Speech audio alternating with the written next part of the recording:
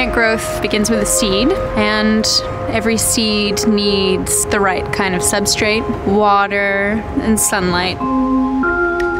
In my field, we measure growth physically by weight, by height, and we also measure growth developmentally by milestones. You're always growing. If I weren't growing, it would become a craft, it would be routine. In biological terms, growth is cell division. Start with one cell and it divides, becomes two cells, and then they differentiate. It's one building block on top of another to create something new. Instinct is sort of something that everyone is born with, but it's a unique attribute. I don't think that you can teach someone instinct. I think they've got to want to do it, they've got to have the passion, they've got to have the drive.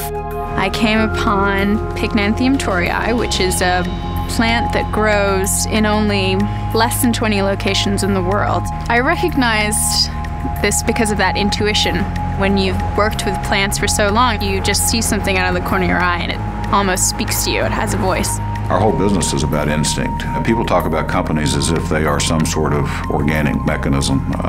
Companies are not anything other than a charter and a piece of paper. It's the people that make up the companies. That trusting people to follow their instinct, knowing it's backed up by really sound technical knowledge, because it's the people here that make the difference.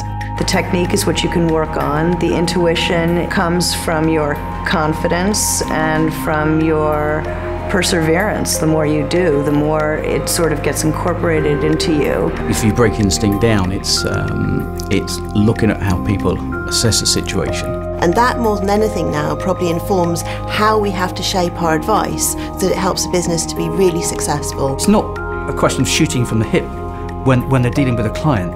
They need to have that logical side. They need to have gone through the thought processes. They need to prepare for the meeting. You need that rational understanding in order to develop an expectation and then develop advice that you're giving on the back of it. I absolutely could not do my job without the instinct and the logical reasoning. After doing this for so many years, I clearly have a set of colors or a set of shapes that I know work. But if I don't push myself beyond that, then it's just too easy, and it's like an assembly line.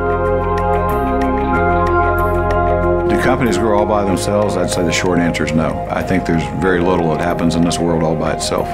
Somebody has to have an idea and a desire to accomplish something. Reason, instinct, you can't have one without the other. I think that is what it's about, really.